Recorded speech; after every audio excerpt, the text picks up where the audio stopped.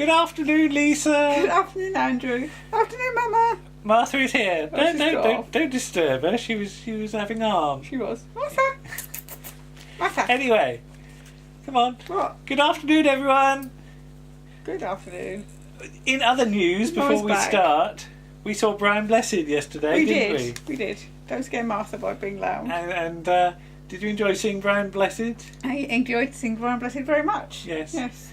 And he's a very good actor. Yes. Because he can rack up the tension. Yes. And he can be very, very quiet. So still that you wouldn't believe it. You almost think time has stopped. And then he becomes Brian Blessed. And Martha's run away. Sensible, Martha, Yes. sensible. Anyway, Blake 7 and the Deliverance. Mm-hmm. Deliverance of what? The rocket, I suppose. I suppose so. Yeah. So we open with the sort of shuttle-y thing from Time Squad. Yeah. Being rejigged a little bit. Being rejigged and getting, use out of it. And wasn't it meant to be like really out of date when they picked it up? Oh yeah, but they've rejigged it, haven't they? But now there's two men sort of bunched up inside it, isn't it? Yeah. Having a ride. Is that CSO'd in? Because it's really good. What? The way they do it. What? Their heads inside? Heads inside no, I think they're actually inside the thing. Oh right, but, okay. Yeah, Crumbs. I don't know. But we don't know anything more yet because we immediately cut to Servaland, who's looking on a tiny screen, isn't she? Yes, in a space donut. And she's meant to be going to a Space Administrators Conference, which sounds exciting. It does. But she tells them to Cancel it. To cancel it. But this shuttle thing is going past the planet Cephalon, isn't it? Mm-hmm. And all of a sudden a load of alarms and things go off. Yeah. Now who's inside? Tony Cornter. Tony Cornter and another man. And another man. Somebody Lister, it said. Yeah. James Lister? Something like that. I don't know. But these turn out to be Marriott and Ensor, as we find later, but we don't know that yet. But he says about how the planet, there was war on the planet, and there used to be a sort of civilization, but now it's all collapsed, doesn't it? Yeah, collapsed. And it's just the abode of a load of hairy men now, basically, isn't it? But all of a sudden, kaboom! Something explodes. Yes. On the ship. Yes. Yeah, and it all starts to go a bit tits up. They've already had a bit of problem. He got a bit too close to the planet. And it sort of started to draw him in. So surely you would have got warnings and things like that beforehand. It's a rather badly designed spaceship. Yes. And imagine spending like ages in there, cooped up. Yeah, it's really tiny. 6 days, he says. Yeah, you get all plimbed up because you wouldn't be able to stand up. So. You'd be all hunched, wouldn't you? But at the Liberator... they're watching this on the screen, aren't they? They've got a sort of graphics display. The spaceship is described as a Space Master Series 5. It's like you'd sort of go down the spaceship shop and and pick one out. Like the salesman would try and get you all the upgrades and like the sort of 3-year warranty and all the mileage and all of that. And I just want the spaceship. I don't want all the bells and whistles. But it's got 2 survival modules in it, apparently. That's lucky. Yeah, life capsules or whatever you want to call them. We cut back to the ship, and there's a load of smoke and coughing going on. And they're sort of trying to get out, and 2 capsules do eject. And we sort of... we see them tinkling through the atmosphere very slowly, don't they? Sort of tumbling end over end. But there's a great big kaboom on location, isn't there? As the ship crashes. The impact. Servaland's watching again, and she knows that the spaceship has exploded. And then we see the hairy men with their gobs open, sort of watching it. Spaceship from sky. Well, they don't even know it's a spaceship, do they? Because they're hairy men. Because they're hairy men, and hairy men don't know about spaceships, do they? I said how the planet's got clouds like Jupiter.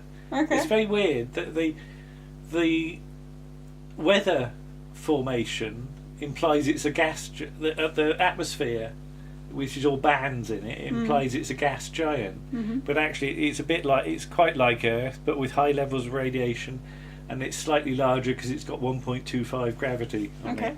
So, but yeah, Avon's wearing a silver thing, isn't he? He's got his silver anorak It's on, like his Baco foil thing, isn't it? And Jenna and Villa and Gan are going to go down with him. They say about how resilient these sort of life capsules are. Yes. And you could land, quite happily. Although they don't seem to be as good as they make them out. No. When we find them. I say, how are they supposed to cushion your landing? Is there a load of bubble wrap inside or something like that? But yes, they land and they see sort of this like smoke coming off of the hill, and they say that must be the wreck of the spaceship. Well, it's either that or somebody's got a big sort of smoky bonfire going. Haven't they? But of course, they immediately split up. Avon and Villa go off one way, and Gan and Jenna go off the other way. And then a hairy man appears out of nowhere. Yes. Like, surely they would have seen him. But Isn't it Pat Gorman? Is it? Looks like Pat Gorman. I don't know. It's all very snowy as well, isn't Yes. it? We're in a sort of bog standard quarry, aren't we, with snow strewn about. Yeah. I think it's proper snow because it looks quite cold. It does, yeah.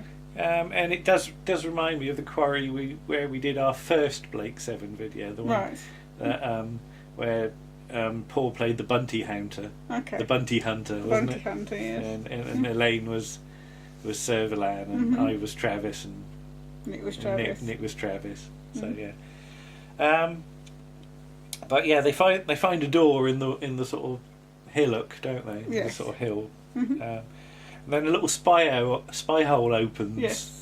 It's like one of those spy holes you get in hotel bedrooms, isn't it? You're looking out and everybody's all curved, aren't they? Yeah, weird shaped. Yeah. So they find the first capsule, and the actor whose name we couldn't remember is dead. Yeah, I think it is James Lister, but we'll post in the comments what it is. He's got some ID on his body. Avon and Villa find the other one who's just about alive. There's more hairy men sort of knocking about. Yes. And cut to the Liberator where Kelly sat on the bloody steps. Yeah, and she's got she's got the space jukebox headphones thing on, hasn't she? And she's got a... She's looking to see... It actually sounds like sort of jazz or something. I love the way that when they activate the teleport, the music at the end goes do, do, do, do in time to her pressing the buttons. I think she's just being silly. Oh, if I press the buttons in time with the music, that would be funny. But yeah, everybody teleports up apart from Jenna, and nobody notices at first. They're so bothered because they've got Tony Coulter up there, haven't they? Yeah. And they're so bothered about getting him to the medical unit that nobody's noticed, because it has to be done in waves. Yeah. They do, because she does Avon, Villa, and Tony Coulter. Then she does Gan.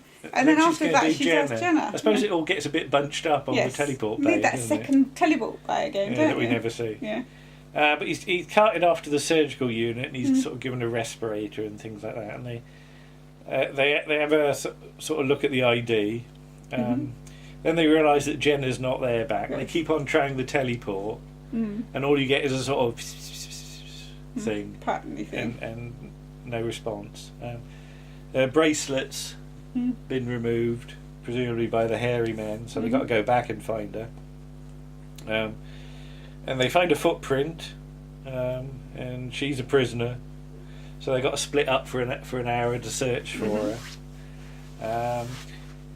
The other bloke turns out to be Marriott, who was a space surgeon. Yes. Who had an AA security pass, AA security pass, and he could go anywhere in the Federation he wanted to. Good. Anywhere. Like sort of the sewerage centre. If you wanted to go there, he could go in there, or like the dairy if you wanted to see like where the space cows. Milk and the space cows lived. Yeah. So yeah, they find that Tony Coulter's got a box of buzzing parasols. It's like an old domino box or something like that. Or one of those big old pencil cases you'd have, big wooden one. And we still don't know his name. He's still not said his name. He says, "Get to my father, who's got a few days to live." Yes. Which, frankly, when you think about it, is a bit careless. Yes. Because, like, what if, the whole point of his dad needs these parasols, but surely he should have made the journey when the last but one set were going to be used up. Yeah. Not like when it's 2 days to go to get there, and like. if he takes the wrong, it's like there's some space roadworks or something. He's got to take a detour.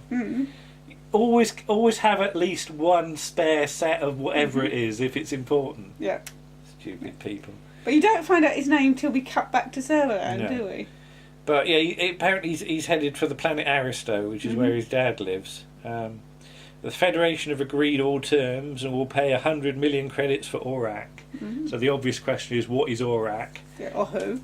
Or who is Aurak? Well, I think the question was, what is Aurak? And then he goes, ah! And he has a bit of a spasm. He has a bit of a turn, doesn't he? But yeah.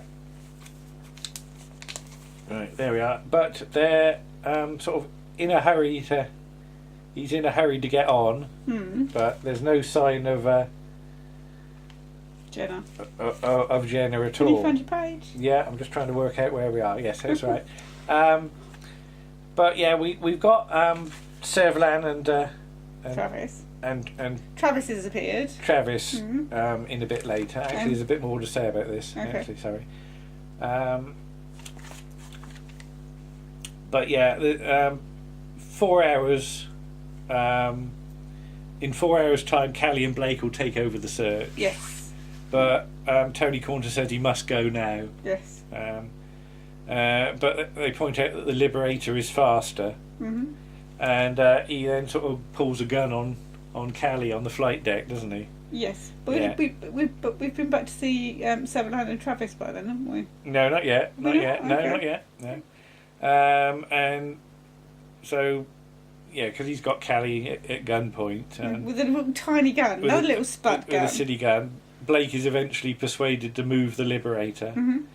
Zen confirms the course they're on because he doesn't believe him. And Callie sarcastically says, we like to stay this for the whole flight. Because she's laying flat on the ground at this point. And Blake says he only needs a second for him to sort of slip his concentration to make a move.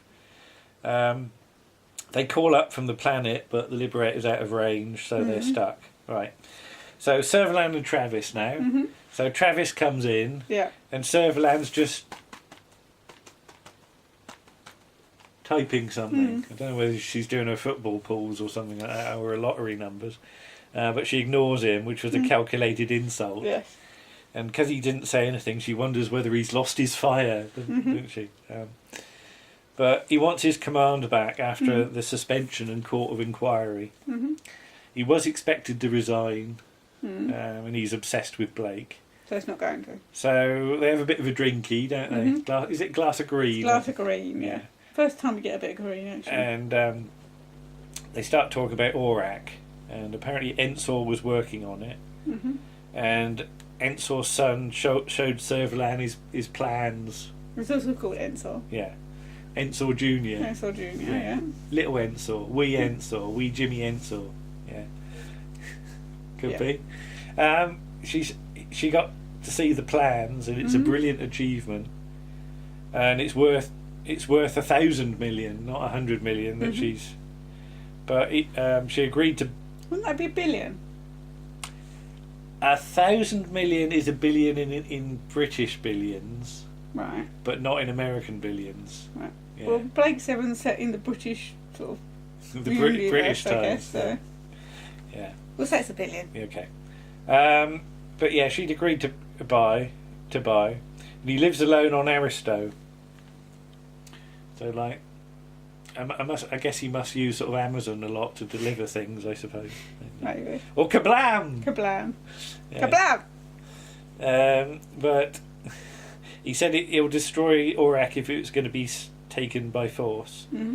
So the space surgeon Marriott was sent, but an explosive device was planted on the ship. Yes. So that Aurak is going to be theirs for the taking, basically, because they're expecting Ensor Senior to cark it fairly soon. Yes. But yeah, if they leave in total secrecy, no flight plan must no be one registered. must know. And Marriott's disappearance will be passed off that he's a deserter. Yes. This is a bit harsh, isn't it? Yes. And his family's going to end up in slavery, which is the normal thing for a deserter. Yes, in apparently. this world. But Marriott saved Travis. But does it matter? No. only Blake and Aurak matter now. But Blake's not been mentioned in context with Aurak, so I don't quite understand. Unless he's just doing this to get his command back, I suppose. Yeah. But you have to number these pages. Yes, I didn't realise that. But yeah. Then there's a rock attack from the hairy men. And there's a load of running about, and they all head for the door. Yes. More rocks get chucked, and luckily the door opens, and they go through. And there's a lady in her flimsies, isn't she? Yeah, I'm wondering how warm it is inside there. Well, she got some candles on the go. Well, that's not going to make it much warmer. And she's clearly a bit touched, isn't she? Because she starts calling Avon things like Lord. My lord, and she's Megat apparently, and she's all very in awe of Avon. She is. And I like. There's some nice sarcasm from Villa about the poor woman's insane, and Avon just goes, not necessarily. But at Hairy Man HQ, the village, Jenna's tied up. Yes. And there's a hairy man. He's sort of banging his rocks together. There's my rock, Lisa. His flints. It's he's got some flints, and here's one of my flints. So. I should have got 2 rocks and I could have banged them together, but I don't want to break my flint. No, don't break your flint. Here's my flint. Nice piece of flint. It's a nice bit of Neolithic. There you go. I didn't make it, it was found. So I didn't say you made it. I don't go outside and bang me rocks together. Stay indoors for that. But Jenna briefly gets herself free. Yes, and then she bumps into a bigger hairy man. She attacks. She sort of chucks a rock at the bloke, doesn't he? And then she gets out, and then another hairy man appears and takes her back inside. So that was a bit pointless. Yes. On the Liberator with Insaw Jr., Blake sort of makes an attempt to get close, but he's told to get back. And he puts his gun onto automatic, doesn't he? Yeah. He pulls the trigger thing up. Yeah. But Megat says that Avon can rescue his follower, and she's been waiting for Avon all her life. And there's a drippy water noise in the background again. And then welcome, my lord. You're enjoying this, aren't you? Yeah. But apparently there's less than 100 of her people. Well, not judging by what we see, there's only her. Well, yeah, but they're all off somewhere else, aren't they? Yeah. Where'd she get her flimsies from? I don't know. Very white as well. Yeah. Is that a shift? Sort of thing. Yeah. But yeah, she lives in a control room with a shrine, and she doesn't know what technology is. But she says that all things are known to you, my lord. And as Villa says, that's 2 people who think you're wonderful now, including you. But yeah, the strangers not of this world would be our deliverance, was the prophecy. And so yeah, she's got a rocket that you can see through a grimy window. You have to sort of make a hole in the grime and look through. But yeah, there was a great war and all life would end. But they've got a sort of a way to preserve the race with some dormant sort of cells that they're going to shoot off in the rocket. I like the bog standard telephones that are knocking around the set with their curly cords and things like that. And this was all the work of Cushel the Wise, which is a bit unfortunate because that's toilet paper, isn't it? Yes, there is other toilet papers are available, but yes, there is Cushel. So Cushel the Wise, who's like, I suppose he had some brothers like sort of Cushel the Original and Cushel the Quilted or something like that, you know. But yeah, we wait for Deliverance, and Villa notices there's a power source, and after a bit of fiddling, they get it working, and they get the power up. The lights come on. Behold, Deliverance. And Avon's the stuff that gods are made of. And oh yeah, Jenna. We should get on with looking for Jenna, shouldn't we? Yes. I can see Sally Knight. I can see why she's not keen on this one. Because it's just Jenna's just totally forgotten about. She is. Yeah, she's left tied up. But yeah, this is the point at which he cocks his weapon on Callie, actually. Okay. So if he passes out, his gun will fire. Mm-hmm. So yeah, the Lord Avon will protect you, and he does a bit of sort of hand cheek thing, doesn't he? You can tell Darrow's enjoying that. He is enjoying it very much. He's got a pretty lady that likes him. But if they have to have a fight, remember that Gan's got a limiter. Yes. At least they're still remembering it, even if they're not sticking to it. Mm-hmm. So Avon and Villa go sneak into sort of HQ, Hairy Man HQ. Avon finds Jenna's hut, and he sort of smacks the side of it with a big stick to sort of hit the bloke inside. Yeah. Villa gets grabbed from behind and starts yelling like a girl. Yeah. Jenna's free. Then there's a bit of a fight scene and a bit of a run away stuff. They get to the door. They have a bit of a rumble. The door gets opened and they all go back in. Yeah, Gan has to sort of keep throwing people off, doesn't he? So. And Gan admits he was enjoying himself. Yes. Doing all that. But yeah, sort of the gun is just about to go off, and Callie rolls away. And he sort of Ensor, the junior, says get to Ensor, Aurak, and then he dies. They still want to know what Aurak is, and if they deliver the parasols, perhaps they'll find out. They return to Cephalon, and luckily the sort of area they're in, the sort of power room thing, has got a communicator that's compatible with the Liberator, isn't it? And it'll take them 4 hours to get back. Yes. It's a subwave communicator, I think she said. So yeah, Avon's going to be a legend. The rocket lifts off.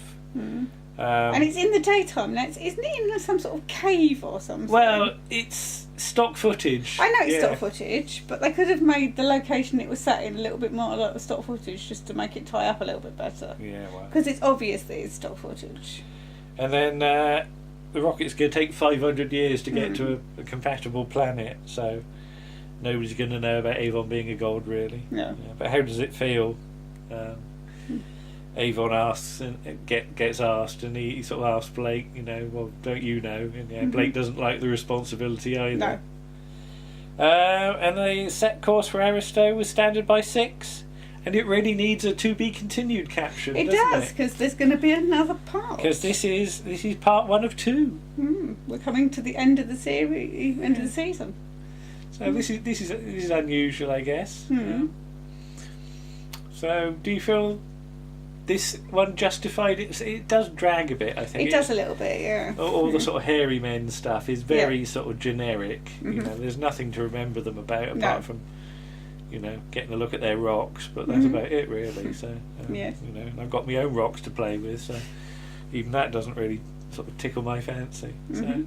But I guess we're building up to something, or at least they're trying to give the impression of it, but just by experimenting with the 2-parter. So, so I guess we'll just have to see where this leads next time. We will. Okay. See you again then. Okay. Bye-bye. Bye.